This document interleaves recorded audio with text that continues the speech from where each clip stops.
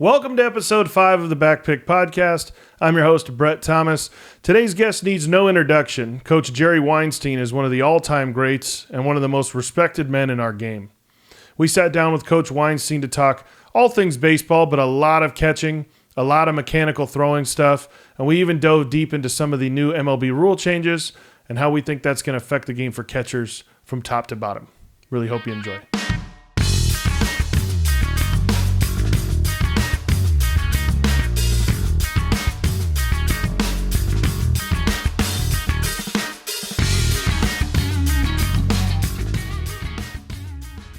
So, Coach, one of my absolute favorite follows on Twitter, the amount of information you're giving out. My first question to you is, when do you sleep? Sleep's the enemy. No, I sleep. I just, every morning that's part of my routine. I just throw something out there. I love it. I'm like literally up and it's like 8 a.m. and I look and you've already tweeted like 3 times and usually I see somebody like I'm like, oh, they're probably on the East Coast, and then I'm like, no, Coach, he's right down here, San Luis Obispo. He's already got 3 posts rolling. Yeah, it can be addictive, but it's part of my routine. And before I have my coffee, I put something out there, and if I get a response, I might put something else out there. I love it. We obviously appreciate it, especially as catchers. The amount of great information you're throwing out there for catchers is so awesome. So I want to start first. Obviously, this year we've got a bunch of rule changes coming to Major League Baseball. I wanted to hear kind of your opinion on how you think that's kind of going to change the position, obviously with the pickoff rules, the bigger bases, the pitch clock, things like that. How do you foresee that kind of changing the game a little bit?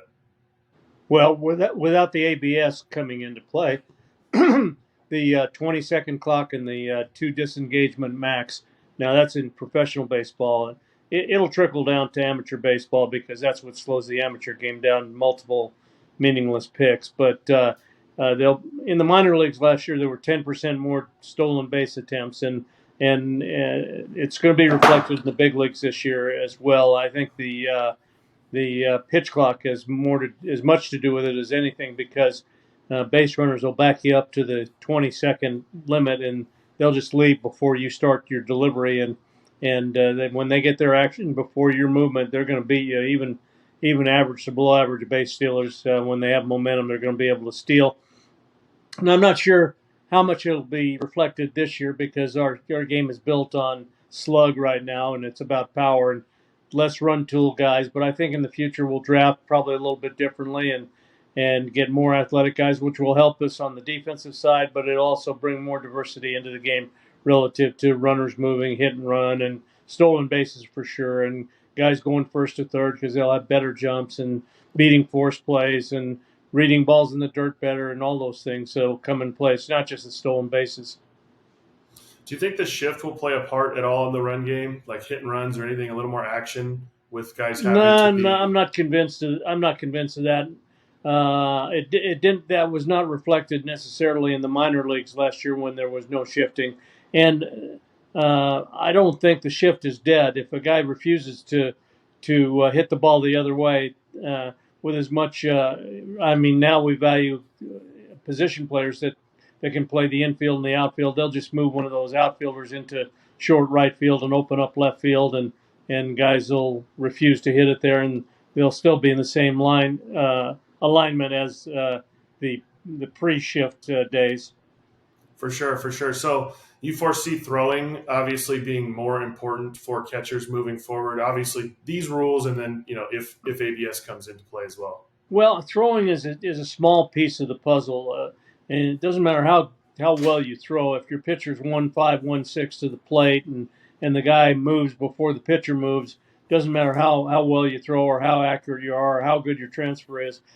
Certainly throwing will be more important if we address the other issues, because if you're slow to the plate, it's a time and distance game, and for every 1/10 of a second you lose with a bad leg, that base runner is going to gain about 2.7 feet in distance. So if a guy's 1-2 to the plate, versus 1.5, that's like a 12-foot lead compared to a 19-foot lead.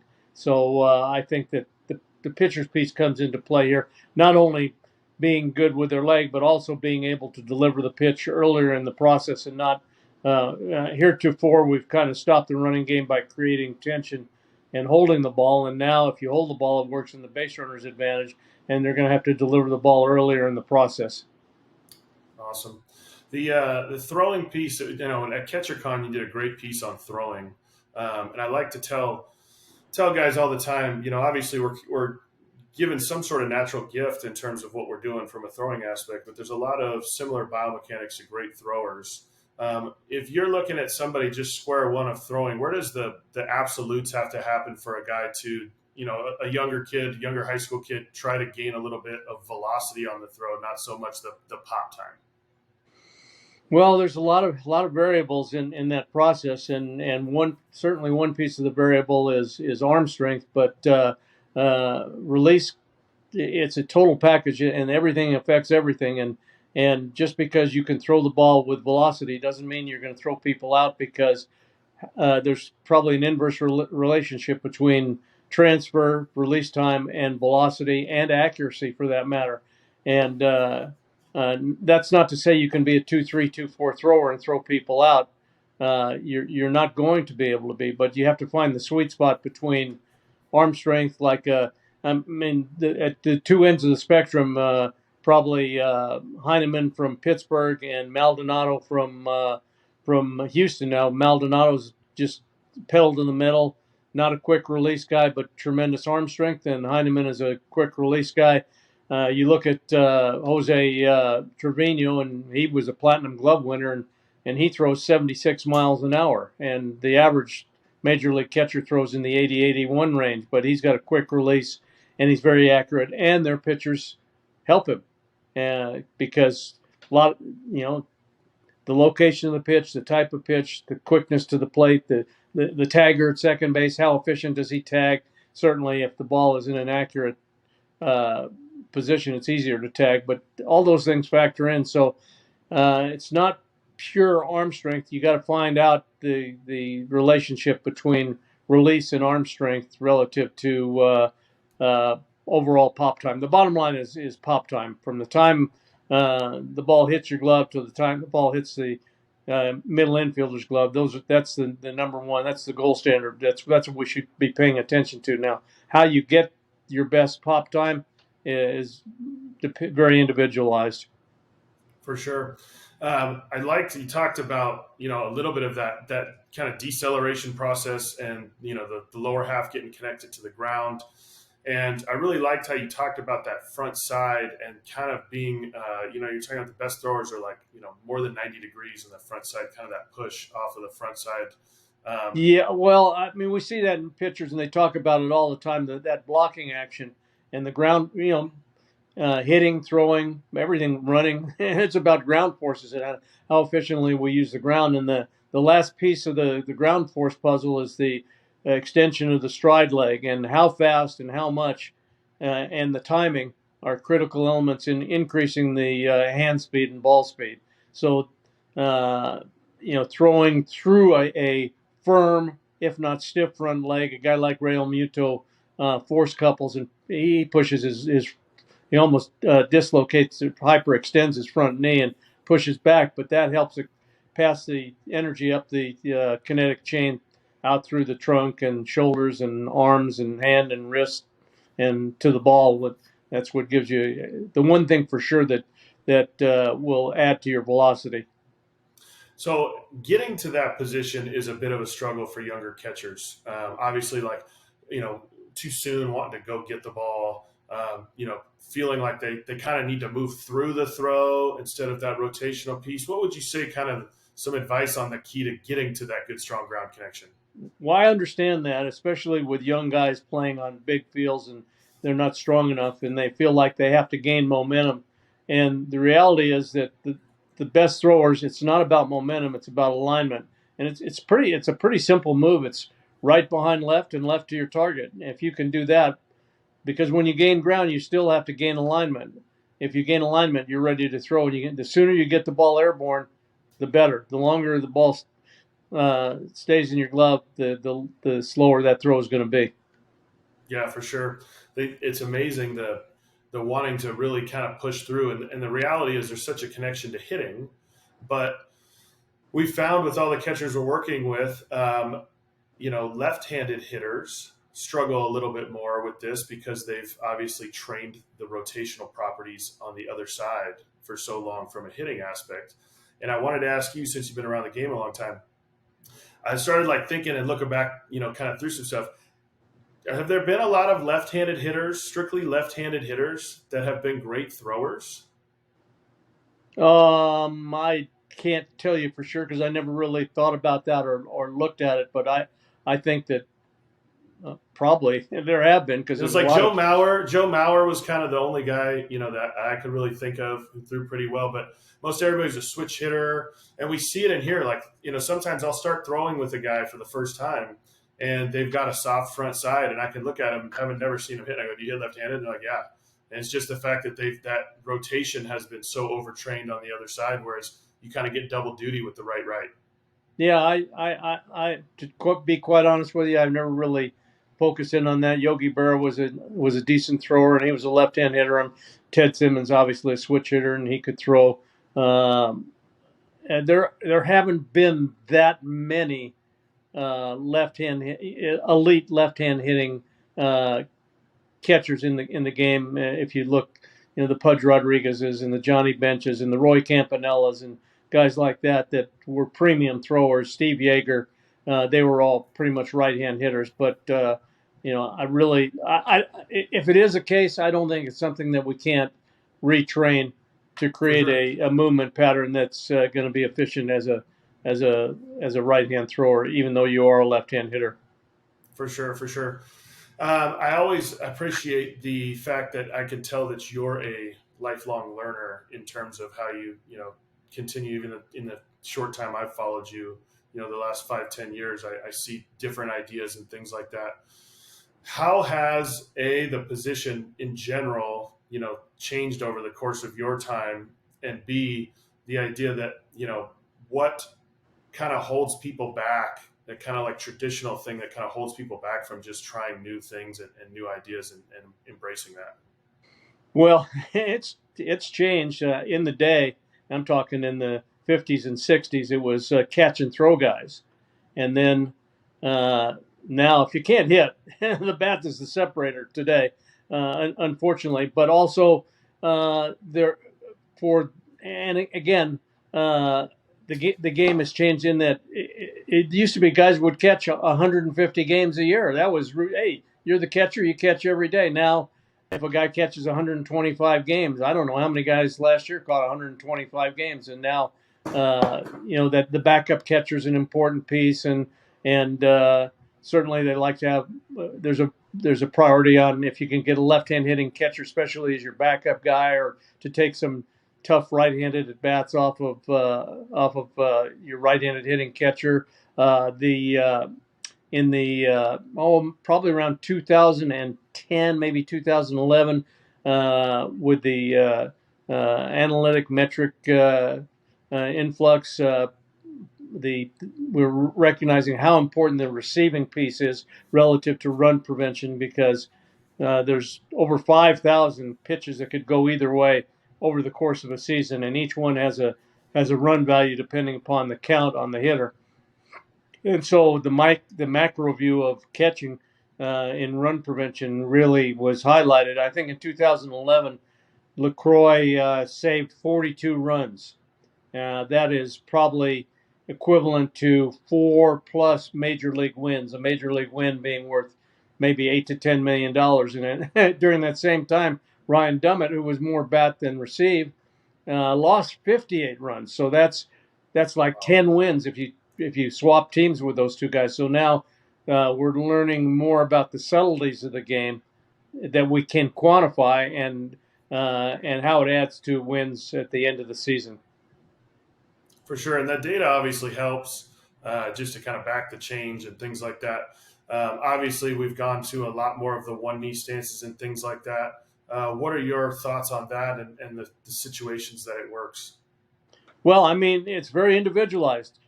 Especially some guys with less mobility, bigger guys don't have the balance component when you're in a 3-point knee stance as opposed to a 2-point traditional stance. It's very individualized. I think there are advantages, certainly from the strike situation, being able to get more strikes from a one knee stance. I think that we've seen that it has really not affected throwing, and the jury is out on lateral moves. I think being down to block pitches, you're already down in the ground, and I'm not a proponent of either one. I try and find out what's best for each individual, and even if that means that they have a variety of stances based on the situation. I'm going to be in my best receiving stance when receiving is a priority, my best throwing stance when throwing is a priority, my best blocking stance when blocking is a priority. I think that there's some strident thinking going on relative to one knee. There's some people really have never done it, tried it, or seen it, or instructed it, and yet they're totally against it. And I'm very open-minded because I want to find out what works best for each individual.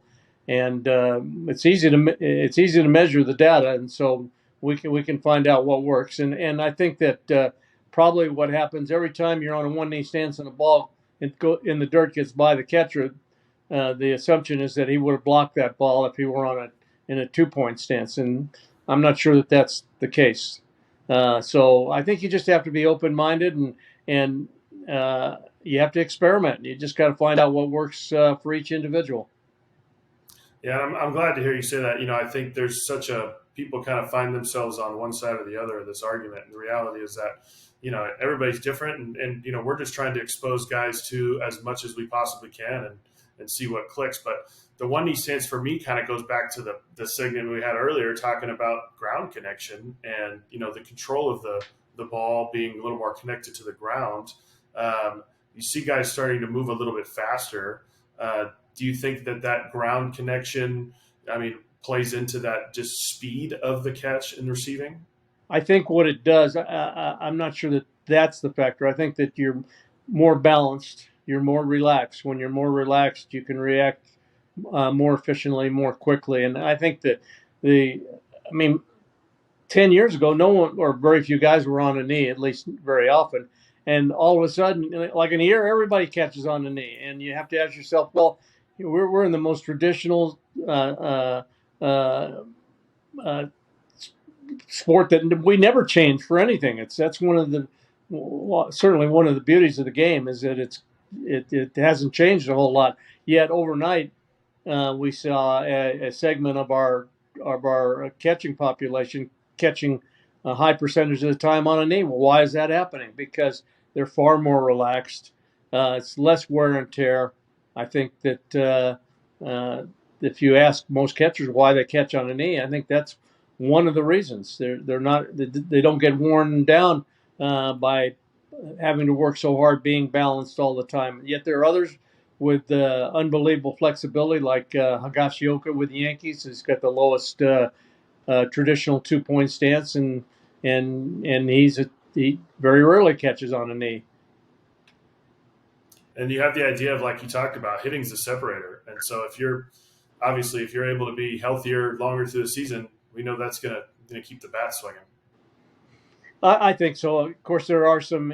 You take a lot more foul balls on your thighs down on a one knee stance, and you need to have padded sliders for me to produce.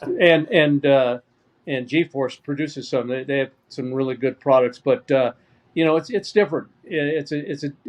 Catching on one knee is different than catching in a traditional two-point stance. Yeah, for sure, for sure.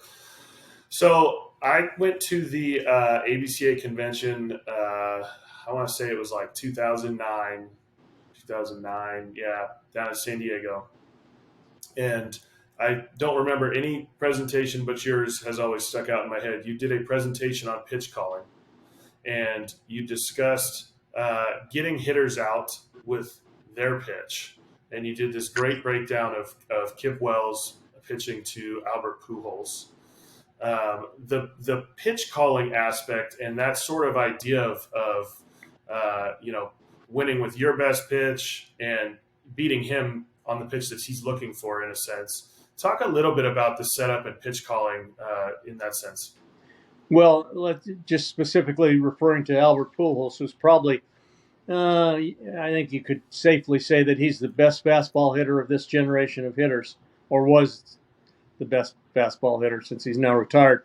And 50% of his outs are on fastballs. And the key is throwing the hitter his pitch outside of his solid contact zone and within his swing zone. Because unless you have two strikes, you're not going to get the guy out unless he swings the bat. And that's the goal. Every pitch I throw, I'm trying to get this guy out with that particular pitch, even in a pitch around situation. Hopefully he'll reach and make soft contact. And so when you encourage hitters to swing because you throw their pitch, now, again, what it gets back down to, it's about throwing the pitcher's best pitch.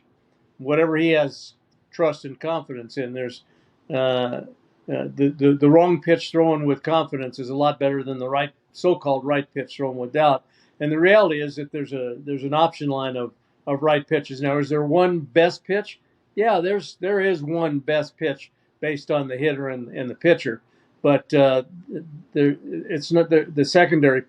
The second pitch is not that far off, and you get beat usually not because of the type of pitch you threw, but the execution. How well is it located? How close to the target is it that you threw? It's the quality of the pitch rather than the type of the pitch for me. And it seems like guys are moving more towards thinking about their own arsenal instead of what actually they think might get that guy out. You're seeing more guys just throwing their best pitch. Well, the ironic thing is we've never thrown the ball harder. In the last 5 years, the average velocity of the fastball is going up almost 4 miles an hour, yet we've never thrown fewer fastballs than we have in today's game. And the metric guys feel like, hey, you throw your best pitch all the time. Doesn't matter who the hitter is, you throw your best pitch. And if you look at batting average against breaking balls, especially slider, cutters, slurvy type pitches produce the lowest hard contact and lowest batting average. Interesting. Yeah, it's awesome to see pitching. For me these days, I love the basically like adding almost the top half of the zone in watching professional baseball now, where it's like less of the chase up and like throwing in the zone up. Talk a little bit about the catcher and that responsibility, because again, we've spent a ton of time talking about down and getting below the ball. Now you've got guys throwing, 95 to 100 up around the belt, and we got to control that pitch in the zone. Well, it's two things. It's one, the high carry, high spin rate fastball looks like it's lower than it really is, and so hitters they swing at it and they're consistently underneath it. But the second thing is with the launch angle revolution, trying to lift everything, trying to get the ball in the air with the big focus on slug, that the swing planes, they have trouble getting in on plane with balls that don't have a lot of vertical approach angle, or have more trouble, let's say. And so that high pitch, it's tough for them to get in the swing plane and get it on the barrel and keep the barrel in that pitch plane on balls up. And so the game has become probably a little bit more, a lot more north-south. We're throwing the ball up a lot more, and maybe a little bit more front and back with the number of breaking balls that we're throwing, and less east and west. So in terms of the catchers, I mean, how much more are you seeing, the receiving work start to move up and work on those pitches up, and a little bit of that kind of like, even just a strong catch in the zone or that little slam dunk move at the top? Well, it's just like it's tough for hitters to hit that ball off. It's a little tougher on catchers, especially with those high riders that stay up. And so we've done not as much work on the ball down, because the low hanging fruit is on balls down, getting those lowster balls called strikes. But we've spent a lot more time than we ever have catching high pitches, and we've used those foam balls that have a little bit of like a riser effect on them, and getting over the top of them and slam dunking them down into the strike zone, especially the marginal ones that could be a ball and could be a strike. And with Hawkeye, the plate umpires are called, the zones are bigger now because they're being evaluated on balls within the zone and not just their own custom strike zone. So now they're calling more high strikes, and there are more marginal high strikes, and so we have to be better at moving those pitches. So I always ask everybody because I don't know, and you're obviously well connected. The ABS thing is an inevitability, right? No, I'm not sure of that. I think Okay. I think for me, I think and we'll see it this year in AAA. I think half the teams, half the year, are going to use the challenge system where the pitcher, hitter, or catcher has a challenge, and each team has 3 challenges, and if you get it right, you retain your challenge. And I think that's would be the next step. I think also for me, I would like to see the best plate umpire every night. I don't mean one umpire. I mean you have a 5-man crew where you have 2 plate umpires, and he works the plate. Then the next night he's the replay guy, and he rests and he looks at the video of the next pitchers for the next game and gets ready. And then those other guys, they're the base umpires. Now I'm not saying you have just 2, maybe you have 3. But I want the best guys, just like it's kind of like an NFL football crew. They have a referee, a back judge, a head linesman, and a side judge, and they're pretty specialized in what they do. Maybe you have specialized first base umpires, second base, third base, or maybe those guys rotate. But I do want to see the best guys behind the plate. Now, if we have a whole crew with best guys with that grade out extremely high, then no problem. And if we don't, then just use those guys that and I hate to say it because I'm old, but it tends to be the younger guys that have the best eyes. But I think that we use those guys and then we train them better, maybe. And I don't know if that's happening or not, but we have virtual reality where you can pretty much see the flight of the ball before the game, and you can warm your eyes up so you're ready to go from pitch number 1. And you're prepared for the movement. You don't get surprised as much, even though balls move crazy sometimes, unpredictable. But I think that having the best umpires and having the challenge system will be, I think, will probably get the job done. The only thing that concerns me is professional baseball has spent a lot of time and money on the ABS system, and they might they may want to see how that thing works. But I mean, to their credit, this commissioner has quantified things and studied stuff. He's not just throwing it up there and hope it sticks. They're really studying these things, and they're concerned not only with getting it right, but also not eliminating the human skill element from the game. Especially, I think we'll see that more with the pitch clock and the bases a little closer, and the disengagement max to make it a more diverse game. Not just swings and misses and home runs. Do you think the younger umpires being better has more to do with legitimate, like they're just younger eyes, or it has more to do with like they've kind of been bred into the grading system of umpires as opposed to the older guys that have kind of been able to kind of create their own zone in a sense? These other guys have been graded basically kind of out the jump. Well, it's been a long time since umpires have created their own zone. It goes back to, maybe Eric Gregg and guys like that turn the strike zone on its side, because they've been with Questex. They've been evaluating umpires for a long time. I suspect that probably the fact that you're being evaluated, you're being graded, and you want to get it right. I mean, everybody wants to get it right. The pitcher wants it right. The hitter wants it right. The catcher wants it right. The umpire wants it right. The catcher's basically in partnership with the umpire, and I think it's less about egos and showing people up and stuff like that. But I think also that, I mean, I don't know if you wear glasses, but you will one of these days, and our eyes don't. I've already had LASIK. Okay, well, So there you go. I'm perfect now. Our eyes don't get better as we get older; they get worse. And so, I think that especially with the speed of the game today, that having a guy with good visual acuity and a dynamic visual acuity, I should say, is probably advantageous. So, I mean, again, you kind of hear the stories of the the rookie, comes in and doesn't get a bunch, that the strike zone might be bigger when he gets in and he has to kind of earn his stripes and things like that. I mean, that's sort of an old school thing. Like, was that a real kind of situation that people talk about? And B, is that another kind of component that has to go away because of the grading system? Well, I think that has been. I think that has been an issue. I think who's hitting has a lot to do with it. The old story was the rookie catcher and Ted Williams was hitting, and the catcher was complaining, and the umpire tells him, he said, "Mr. Williams will let you know when it's a strike." And I think there are certain catchers that kind of have favored nation status that the umpires like, but I think that more than anything else, personalities are less entering into the process, and it's more about getting it right, regardless whether you like the guy or don't like the guy. I think that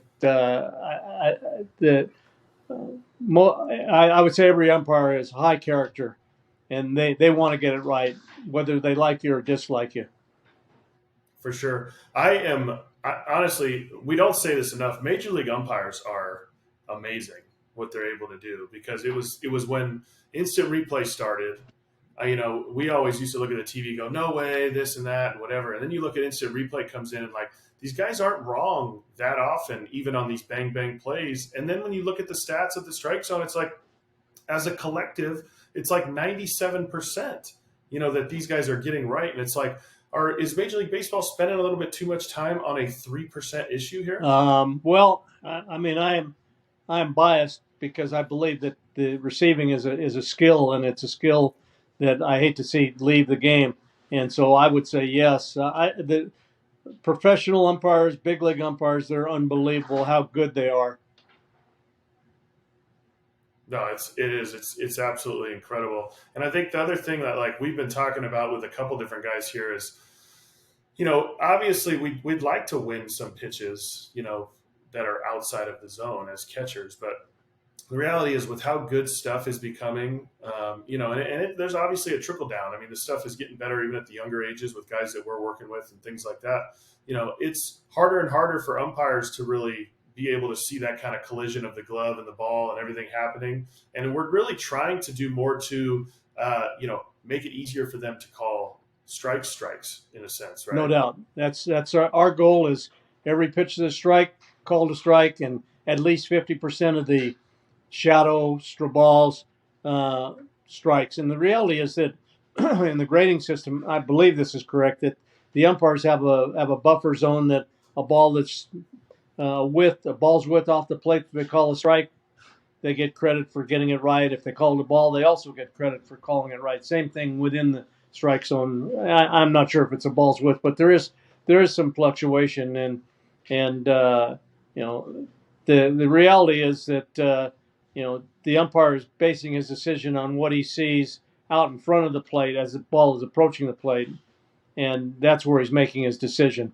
And so we want to make sure that when we catch the ball, we move it, if we do move it, rapidly, and we want him to see where our glove stops, not where it starts. For sure. So I'm a California JUCO guy. I went to Diablo Valley College. And obviously, you are a California community college legend up at Sac City. I was looking up some stuff on you. Is it true you had 28 big leaguers that played for you at Sac City? Yeah, we had a lot. We had a lot of good We had a lot of good players, and that's the quality of the inmates is it makes it a lot easier to coach. It was kind of a perfect storm at that time when I was at Sac City. We had Sacramento was a town with a lot of great players. It was not very heavily recruited. There was a January draft, so guys could come and be drafted in January and go out and play in June. All our guys got scholarships. We had great facilities. We had outstanding coaches. There were no restrictive rules relative to time spent on the field, and so overall, it was a perfect storm in that sense. Yeah, the draft and follow definitely killed the JC game a little bit with the amount of guys that you could get to stick around. But I don't know how often you get out and see any sort of college baseball. do you have any sort of a take on JC baseball and how it's changed from your time to now? Well, we were in a very special time. We always had anywhere from 7 to 1 year we had 15 guys drafted. I would guess in the state of California last year, the whole state, every JC, that there weren't 15 guys drafted. And I bet too. so, in that sense, it's changed. I think that the the team, the travel team, academy, environment has changed the landscape for parents who spend a lot of money and time uh, paying for that type of service, and then to have their kid go to they call it a junior college. I never call it a junior college. It's a community college. It's the best bang for your buck. It's as expensive as colleges are today. I was at LMU the other day, and how much it costs to go? Is $71,000 a year? You got to be kidding me.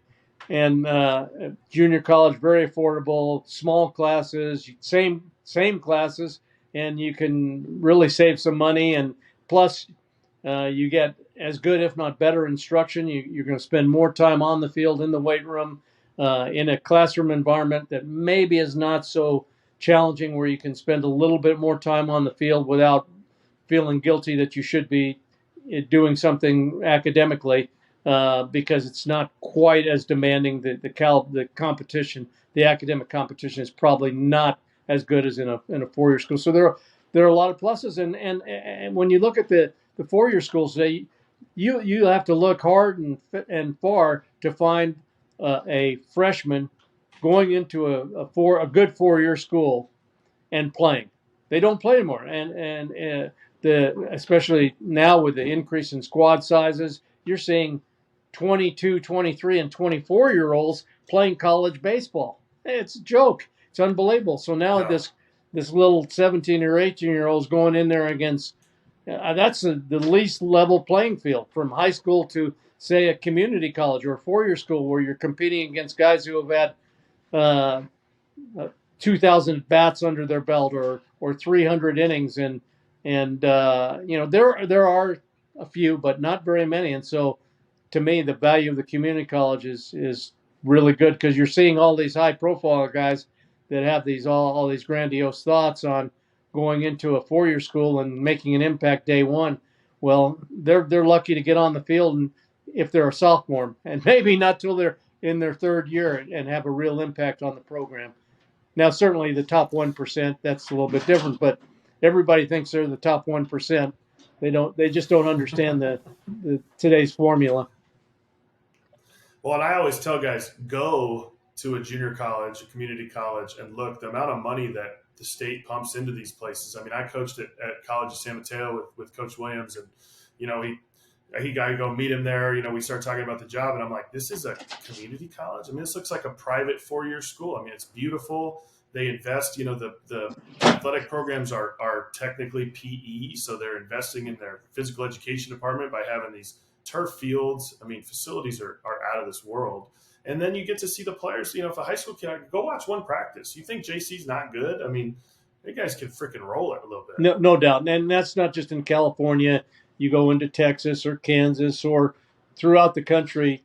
There are really outstanding community colleges. Now, that's not to say that there aren't, because you roll through the SEC and you look at some of their physical plants, and it's like there's not a big league environment from a teaching player development standpoint that's nearly as good as say LSU, Arkansas, Oklahoma State, Texas, any school in the SEC, Vanderbilt, and wonderful schools, great facilities, really good coaching. I think baseball, today's game on the amateur level, is really improved tremendously. And you can see it by just going to you go to the ABCA. I've never seen more pro presence at the ABCA. There were 9,000 and some odd coaches there this year, and every organization had 5, 10, 15, 20 representatives there at the ABCA. And I mean, look at Wes Johnson went from the pitching coach in the big leagues in Minnesota to the pitching coach at LSU. the amount of money that's being poured into these programs, and rightfully so, because I was at Mississippi a couple of years ago, and I was talking to Bianco, and I said, "How many season tickets do you have?" He said, "Oh, 12,000."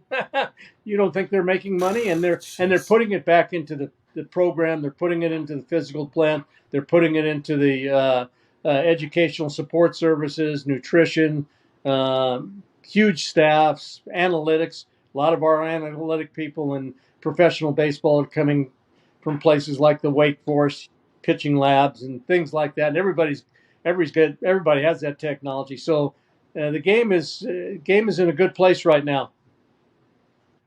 For sure, for sure. Off the top of your head, do you got any John Nochi stories you can share? Oh, John's one of my best friends, and we've been friends for forever. And he said his son Johnny played for us at SAC. I don't. Most of my John Nochi stories are X-rated, so I can't put them on the air. But I'll tell you, We'll bleep it out. he's one of the all-time great coaches, great people, one of the most transparent coaches of all time. You never had to worry about being in the dark. He's going to tell you exactly what he feels. A great person, extreme disciplinarian, but really fair. Is one of those, well, he doesn't like me. Don't worry, he doesn't like anybody. But the reality is that he loved his players. As a matter of fact, I talk to him every week, and every week he's having ex-players over to his house cooking for him. He's one of the all-time great Italian cooks. And matter of fact, he's 92 and he's leaving. Matter of fact, this Monday we're going to meet him in Pacific Grove, my wife and I, and he and his wife. But after that, he's going on his own on a trip to Italy for 2 weeks to visit family and friends.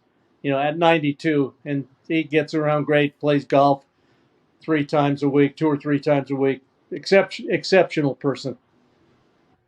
No, he's unbelievable. I mean, just to be around him was awesome. But you're right.